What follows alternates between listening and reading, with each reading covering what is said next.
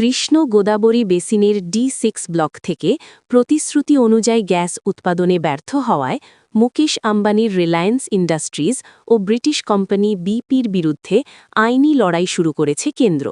সরকারের অভিযোগ, পরিকল্পিত ৩১টি কূপের বদলে মাত্র ১৮টি কূপ ব্যবহার করে অবৈজ্ঞানিক পদ্ধতিতে গ্যাস উত্তোলনের ফলে খনিটির স্থায়ী ক্ষতি হয়েছে। এই অব্যবস্থাপনার কারণে বিপুল প্রাকৃতিক সম্পদ নষ্ট হওয়ার ক্ষতিপূরণ হিসেবে রিলায়েন্সের কাছে $৩০ বিলিয়ন বা প্রায় ২.৭০ লক্ষ কোটি টাকা দাবি করা হয়েছে।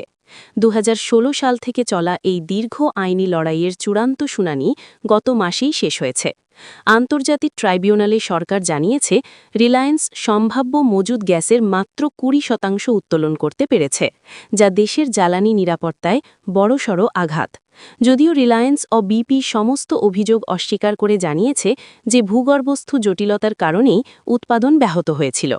দেশের ইতিহাসে অন্যতম বৃহৎ এই কর্পোরেট মামলার চূড়ান্ত রায় ২০২৬ সালের মাঝামাঝি সময়ে আসার সম্ভাবনা রয়েছে।